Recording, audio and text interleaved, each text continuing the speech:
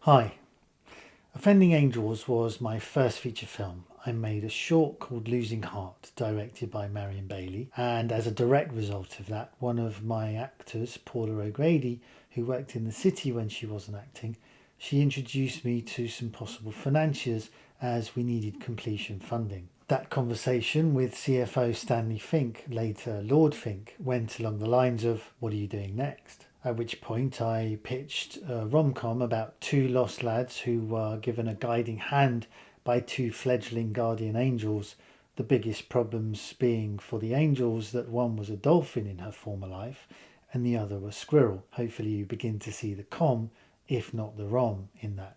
It was already a low-budget film. I pitched it in May and was given the go-ahead, wrote the script about in 2 weeks and shot the following August. We were in the can in less than 4 weeks, and post-production was a whole other story. As 2 weeks into the shoot, one half of my finance decided to fax me from India to tell me they wouldn't be investing. That meant I could finish the shoot but had nothing left for post. Post stretched on for about a year as I scratched around pulling favours and also having been seriously let down by the editor and the edit suite I was hiring. The editor was at the time in a relationship with the guy who owned the suite, so was in no hurry to complete the job as I was paying weekly rather than for the job. Learn from this. In terms of shoot logistics, I pretty much set the whole film in a rather nice flat, then hired an empty property from an estate agent. And this was only possible because of the previous short film that I'd made where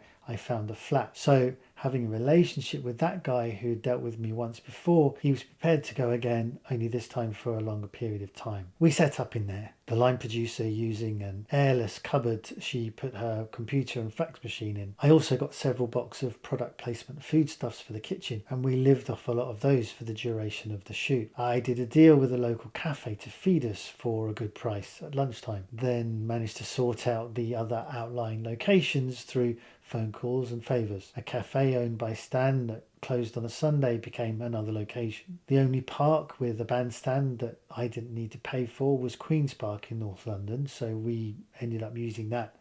And we got into a theatre for one scene, although we weren't allowed to film any of the staging or the props, which was a little more problematic. Family and friends rocked up variously as extras when they were needed.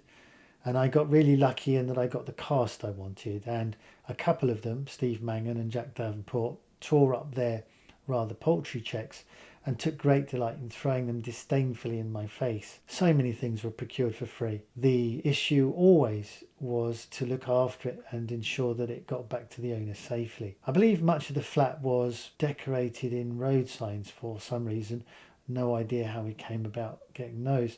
But you can see how this thing snowballed in a good way, and solutions offered themselves as and when problems arose, simply by addressing it at the time. You can never legislate for everything in advance, not when there are so many moving parts involved. But as the team grew, so did the possibility of finding any solutions. Having a line producer was a godsend. It meant they could tackle one side of things whilst myself and my co-producer could also split up and tackle others. It's a massive undertaking and you can never have too many hands on deck. Just someone else doing the paperwork or picking up the phone to insurance companies whilst you wrangle a van and a double bed upstairs, it's invaluable. There's only so many places you can be at once, so many hours in the day, but that's how it came about. I wrote a script, Stan's wife Barbara read it, liked it, and we were greenlit. That's about as simple as it gets.